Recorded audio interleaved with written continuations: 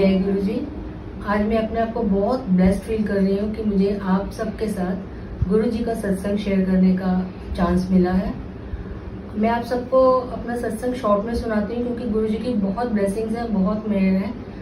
मैं अपनी जर्नी बताती हूँ कि कैसे हमारा गुरु जी के साथ स्टार्ट हुआ जाना वहाँ। 2002 में मेरे हस्बैंड को किसी ने गुरु जी के बारे में बताया और उन्होंने सिर्फ 2 ही लाइनें बोली कि ऐसे गुरुजी वहाँ रहते हैं और हम वहाँ जाकर बहुत खुश हैं। हमारे पास सिर्फ यही 2 इंट्रोडक्शन गुरुजी की थी। इसके अलावा हमें गुरुजी के बारे में कुछ भी नहीं पता था और हम लोग नेक्स्ट डे एम्पायर स्टेट पहुँच गए। थर्सडे को हम एम्पायर स्टेट गए, गुरुजी के दर्शन किए। लगा ही नहीं कि इस दुनिया की वो जगह है, कैसे लगता था कि कहीं हम स्वर्ग में आ गए हैं। गुरुजी का ऑरा, गुरुजी का रूप, गुरुजी की डिवाइन फ्रेग्रेंस, वो सब हमको इतना अच्छा लगा कि हमने मतलब हम खो गए उसी चीज़ में। और थर्सडे हम गए और फिर फ्राइडे भी हम सेम गए। तब गुरुजी ने मेरे अंकल को पास बुलाया और पूछा कि नाम है तेरा, कित्थों आए हैं। बस ये 2 बात पूछी, मेरे से कोई बात नहीं की। और सैटरडे हम फिर से गए, तो जैसे 2 दिन आगे आगे हमें बिठाया गया था तो मुझे लगा हमें यहीं बैठना है। तो सैटरडे भी मैं गुरुजी के पास आगे आगे बैठी।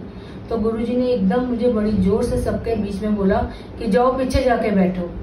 तो एकदम पिन ड्रॉप साइलेंस था और मुझे बड़ा ऐसे बुरा सा लगा कि इतनी जगह है और गुरुजी मुझे पीछे भेज रहे हैं। और पीछे जाकर मैं थोड़ी परेशान सी हुई और मुझे रोना भी आता रहा। तो कुछ देर के बाद गुरुजी ने अपने हाथ से हमें प्रसाद दिया। उन दिनों गुरुजी अपने हाथ से कड़ा प्रसाद देते थे जो सारी संगत बाहर जाके खाती थी मंदिर के और फिर हाथ धो के वापस आती थी। तो हम लोग प्रसाद खा रहे थे तो किसी पुरानी आंटी ने मुझे बोला संगत की कि आप क्यों परेशान हो रहे हो और आप क्यों रो रहे हो, आज तो आपको बहुत ब्लेसिंग मिल गई है। गुरुजी की जो डांट होती है उससे बड़ी ब्लेसिंग तो कोई है ही नहीं, आज आपका कोई बहुत अच्छा कुछ होगा।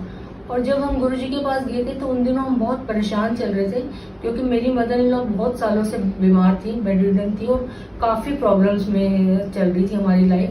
तो डॉक्टर्स कहते थे कि अब आप इनकी मुक्ति के लिए उपाय कीजिए, अब इनकी लाइफ नहीं है और बस सेवा कीजिए। और ऐसे करते करते भी काफ़ी टाइम हो गया था और ना हमने अपनी मदर इन लॉ का गुरुजी से कुछ बताया, ना उन्होंने पूछा। और सैटरडे को जब हम घर आए तो मेरी मदर इन लॉ गुरुजी का नाम लेते हुए हमने ओम नमः शिवाय का पाठ किया और उसी रात गुरुजी ने उनको मुक्ति दे दी। कहते हैं ना कि शंकर भगवान जो है वो भक्ति और मुक्ति के दाता है, तो गुरुजी ने वो दिखा दिया कि वो शंकर भगवान ही हैं और उन्होंने मेरी मदर इन लॉ को मुक्ति दे दी। उसके बाद से हमारा विश्वास धीरे धीरे धीरे बढ़ता गया, गुरुजी की ब्लेसिंग्स बढ़ती गई, उनकी मेहर हमारे ऊपर बढ़ती गई और हम लोग चारों दिन गुरुजी के पास जाना शुरू हो गए। थोड़े दिन के बाद 4-6 महीने के बाद किसी आंटी ने मुझे बोला कि गुरुजी ने उनको बोला है कि मेरे को वो लंगर सेवा देंगे।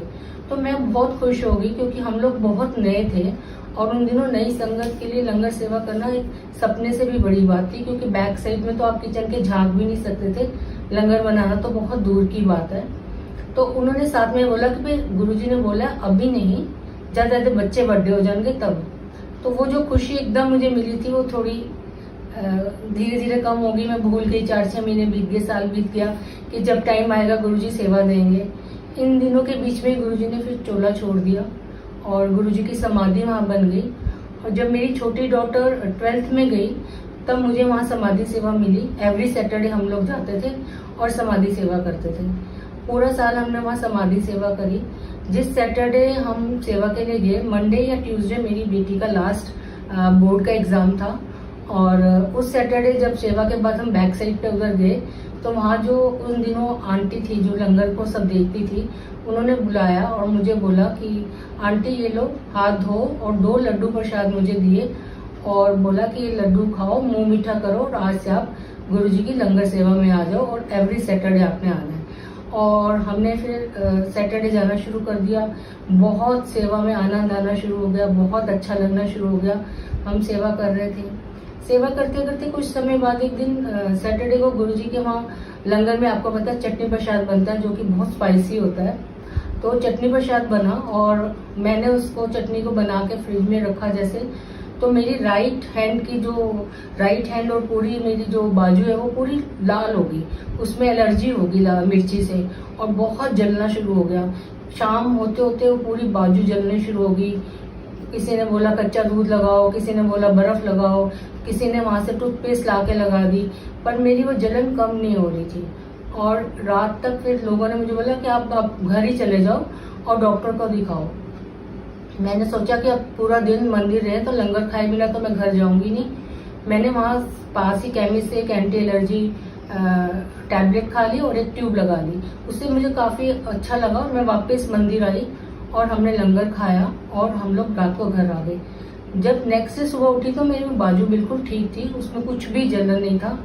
तब मेरे हस्बैंड ने बोला कि सैटरडे सुबह जब अभी हम घर में थे तो हमारे बेड के सामने गुरुजी की एक बहुत बड़ी तस्वीर लगी हुई है, फोटो लगी हुई है, और वो आदि जो स्वरूप था गुरुजी का, आधा राइट साइड पूरा लाल हो गया था। और मेरे हस्बैंड कहते हैं मुझे समझ नहीं आई कि आधी फोटो तो ठीक है और आधी कैसे लाल होगी। और धीरे धीरे उन्होंने दोबारा देखा, वो लाली थोड़ी कम हुई और जब तीसरी बार देखा तो गुरुजी का स्वरूप बिल्कुल नॉर्मल हो गया जैसे कि था। तो अंकल मुझे ये बताना चाहते थे, लेकिन सैटरडे उनको ऑफिस जाना था, मेरे को सेवा पे जाना था, तो टाइम नहीं था किसी बात का, तो अंकल ने मुझे बताया नहीं। और फिर नेक्स्ट डे संडे को अंकल ने बताया कि देख तूने आज मंदिर में जलना था, तेरे ऊपर बहुत कष्ट आने थे, जो गुरुजी ने अपने ऊपर पहले ही ले लिए, उनकी फोटो सारी लाल होगी और लाली उन्होंने ले ली। तो मेरी जो जलन थी वो तो आर्टिफिशियल थी, ना मेरी स्किन खराब हुई, ना मुझे कुछ प्रॉब्लम हुई। और गुरुजी ने मेरी मतलब वो जैसे कहते हैं खेल खेल में वो मेरी प्रॉब्लम सॉल्व कर दी। तो गुरुजी कोई भी कष्ट कई बार आने से पहले ही काट देते थे और कुछ कष्टों को वो हमारे कर्मों के हिसाब से कटवाते थे हमसे, लेकिन वो तब उन दिनों भी वो हमारे साथ ही रहते थे जिन दिनों हम वो कर्म काट रहे होते थे। तो ये सब चलता रहा। उसके बाद मेरी बड़ी बेटी की शादी की बात चल रही थी और शादी की डेट फिक्स हो रही थी, 7 दिसंबर डेट फिक्स हुई। और मुझे लगा कि सत्संग मेरे को करना है शादी के लिए, तो मैं बहुत पहले आराम से कर लूं ताकि सत्संग बहुत अच्छे से हो जाए कि शादी की भीड़ भाड़ में कुछ गड़बड़ ना हो। तो हमने 2 अक्टूबर का सत्संग सोचा कि हम करेंगे। और थोड़े दिन पहले सत्संग से अभी हम जगह देख रहे थे तो मेरी छोटी डॉटर को गुरुजी ने दर्शन दिए और बोला कि बहुत बड़ा सत्संग कराना है हरी घास के ऊपर। तो अब हम सोचे दिल्ली में हरी घास सिर्फ फार्म हाउसेज में होती है और कहीं नहीं होती, क्योंकि जहाँ भी टेंट वेंट लगते हैं वहाँ सब सफाई नहीं होती, या बैंकेट हॉल होते हैं तो वो अंदर होते हैं। और हम सोचे फार्म हाउस कहाँ से ढूंढें, पर गुरुजी ने वो सब प्लान करके रखा हुआ था जो हमें नहीं पता होता और उनको पता होता है। किसी संगत के साथ हमारा कुछ बात हुई, वो हमें नहीं जानते थे, हम उनको नहीं जानते थे, पर फोन पे ही बात हुई और उन्होंने अपना फार्म हाउस में बोला कि आप लोग सत्संग कर लो। और वो फार्म हाउस गुरुजी के मंदिर के एकदम पास था और हमने कहा ठीक है। तो उन्होंने बोला आप एक दिन आके फार्म हाउस देख लो, क्योंकि बहुत बड़ा लॉन है, 2-3 लॉन है, तो आपको कौन सा चाहिए आप आके सब देख लो। तो एक दिन हम लोग, मैं, मेरे हस्बैंड और मेरी दोनों बेटियां, हम लोग वो फार्म हाउस देखने गए। तो अंकल उस केयर टेकर के साथ बात कर रहे थे, मैं और मेरी बड़ी डॉटर ऐसे लॉन में घूम रहे थे कि बड़े खुश हो रहे थे कि गुरुजी ने कितनी अच्छी जगह हमें दी है सत्संग करने के लिए, जो हम सोच भी नहीं सकते। और मेरी छोटी डॉटर वहीं आंखें बंद करके ऐसे गुरुजी को थैंक्स कर रही थी, उनका ध्यान कर रही थी।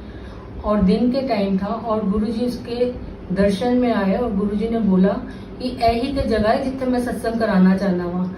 और उसको बताया कि इस साइड दरबार लगाना है, यहाँ पर लंगर का करना है, यहाँ पर शू स्टैंड बनेगा, यहाँ पर कॉफी स्टैंड बनेगा और यहाँ पर संगत बनेगी। पूरी जो सेटिंग थी गुरुजी ने उसको सत्संग की बता दी। मेरी बेटी ने वो सारी बातें मुझे बताई, पर हमने अपने अंकल को अभी नहीं बताई कि अभी थोड़े दिन पड़े हैं, तो हम 1-2 दिन पहले बात करके उनको सब बता देंगे। जिस दिन सत्संग था, मंडे का दिन था, 2 अक्टूबर, छुट्टी थी और अंकल सुबह ही चले गए वहां जाके सब सेट कराना था और हमको था कि हम 1-2 घंटे के बाद आएंगे। और मैं ये सब अंकल को बताना भूल गई कि गुरुजी ने कैसी कैसी सेटिंग बताई थी। और जब हम थोड़ी 2-3 घंटे के बाद मैं और मेरे बच्चे हम लोग वहां पहुंचे तो हम देख के हैरान हो गए कि ऑलरेडी सारी सेटिंग वैसे ही हुई थी जैसे कि गुरुजी ने हमें बताई थी। पूरा सब कुछ वैसे ही सेट हो गया था जहां जहां गुरुजी ने कहा था। और गुरुजी ने हमें कहा था बड़ा सत्संग कराना है, तो हम सोच रहे थे कि जगह बड़ी है तो ये ठीक है, पर गुरुजी का बड़ा सत्संग का मतलब संगत भी ज्यादा का था जो हमें शायद नहीं पता था। हमने 300-400 बंदों को इनवाइट किया था सत्संग के लिए और हमारे उसने बोला कि लंगर बनाने वाले ने कि मैं 500 लोगों का लंगर तैयार कर दूंगा, तो आप चिंता मत करो, कम नहीं होगा। हम भी बड़े खुश थे कि 300-400 को बुलाया, 500 का लंगर है तो आराम से सब हो जाएगा। उस दिन मंडे था, 2 अक्टूबर की नेशनल हॉलीडे था इंडिया में।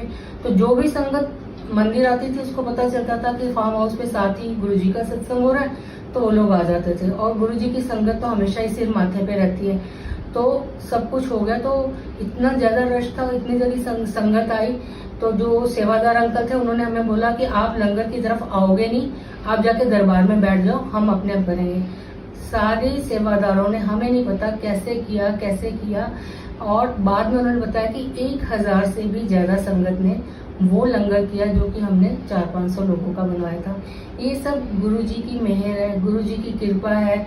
उन्होंने इतने लोगों को भेजना था सत्संग में, हमें ब्लेसिंग की जरूरत थी, गुरुजी की ब्लेसिंग की, संगत की ब्लेसिंग की। तो वो सारी प्लानिंग गुरुजी खुद करते हैं। हमें लगता है हमने किया, हम कुछ नहीं करने वाले होते। गुरुजी हर काम अपने आप कराते हैं। फिर 7 दिसंबर को जब बेटी की शादी का दिन आने वाला था, तो एक मेरी सैटरडे की हमारी सेवादार आंटी है, उनको गुरुजी ने दर्शन दिया और बोला कि इन्हों क्या 7 तारीख को आके सवेरे मंदिर मत्था टेकन। तो आंटी ने मुझे बोला कि गुरुजी का मैसेज है, आपको सुबह 7 तारीख को मंदिर जाना और माथा टेकना है। तो मैंने सोचा तो कैसे पॉसिबल होगा, हम कहाँ रहते हैं, मंदिर दूर है, शादी कहीं और जाके करनी है, और रात को कॉकटेल थी तो 2:30-3 बजे तो हम घर ही आएंगे। तो मैंने कहा कोई नहीं, मैं 2-3 दिन पहले फंक्शन स्टार्ट होने से पहले हम जाके माथा टेक के आएंगे। तो उसने कहा देखो आपकी मर्जी है, मेरे को जो गुरुजी ने कहा मैंने आपको कह दिया। और उसको फिर से गुरुजी ने बोला कि उन्होंने 7 तारीख ही आना है, और उसको स्काई में बादलों के साथ 7 दिसंबर लिखा हुआ दिखाया गुरुजी ने। और आंटी का फिर से फोन आया कि आपको हर हालत में 7 तारीख को ही सुबह जाना है। तो मुझे समझ आ गई कि हमें बहुत ज्यादा जरूरत है गुरुजी की ब्लेसिंग की, जो हमको 7 तारीख को ही चाहिए। तो हम लोग सुबह सुबह मंदिर गए, हमने माथा टेका, मैं, मेरे अंकल और मेरी बड़ी बेटी जिसकी शादी थी। और एकदम अंधेरा था, दिसंबर में इतनी ठंड और अंधेरा था, और कोई वहां था नहीं। पता नहीं कहाँ से कोई एक अंकल साइकिल पे जा रहे हैं, ऐसा लगा कि दूध के डोल रखे हुए उन्होंने, जैसे कोई दूध देने जा रहा होता है। और वो साइकिल पास से निकल गई, तो मैंने इतना नोट भी नहीं किया कि कौन होंगे ये। और बड़ी जोर से उनके पास से शब्द की आवाज आई, गुरु मेरी पूजा, गुरु गोविंद। तो बाद में मैं सोचती रही कि उन दिनों तो किसी के पास इतना कोई पेन ड्राइव या फोन या कुछ नहीं होता था, तो साइकिल पे शब्द कैसे उन्होंने चलाए होंगे। फिर लगा कि वो गुरुजी थे जो कि हमें ब्लेस करके चले गए। गुरुजी की कृपा से बहुत अच्छी शादी हुई, बहुत संगत आई, बहुत ब्लेसिंग्स मिली हमें। उसके बाद मेरी बेटी 1-2 साल इंडिया में रही, उसके बाद उनका यूएसए का प्रोजेक्ट आ गया उनके हस्बैंड का, वो लोग शिकागो शिफ्ट हो गए। और मेरे को गुरुजी ने थोड़े दिन पहले, अभी वो लोग नहीं गए थे, यूएसए नहीं गए थे, अभी तो उसकी शादी भी शायद नहीं हुई थी। तो मेरे को ड्रीम में गुरुजी ने एक एनवेलप दिया था, और उस एनवेलप के ऊपर लिखा हुआ था ट्रिप टू यूएसए। और उसके अंदर मैं ड्रीम में उसको खोल रही, तो उसके अंदर एक एरोप्लेन का टिकट था। और मैं बड़ी खुश हो रही थी कि वाह गुरुजी मुझे यूएसए भेजेंगे, कब भेजेंगे, कैसे भेजेंगे, आज भेजेंगे। मैं करते करते वो काफी टाइम निकल गया इस बात को, और मैं यूएसए गई नहीं। पर मुझे पता था कि गुरुजी ने अरेंज किया हुआ मेरे लिए, कुछ प्लान किया है, तो वो होगा तो जरूर। इतने साल के बाद जब मेरी बेटी यूएसए गई, तब उसने मुझे बोला कि मम्मा आप आ जाओ और एक बार यूएसए घूम के जाओ। और मेरे को जो गुरुजी ने टिकट दिया था, तो मुझे बहुत सत्संग दिखाए थे कि मैंने वहाँ सत्संग अटेंड किए हैं, जो जो बड़ी बड़ी बिल्डिंग्स दिखाई थी, जो जो लोग दिखाए थे। और जब मैं शिकागो गई तो वो सब कुछ हुआ, वो सारे सत्संग हुए, वो सारी बिल्डिंग्स दिखी, वो जो आंटियां दिखी, मतलब कहाँ से कैसे अरेंज होता गया और वो सब होता गया।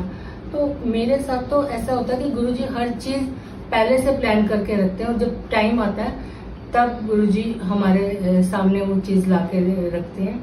गुरुजी की मेहर बनी रही, सब हमारी जिंदगी अच्छी चल रही थी।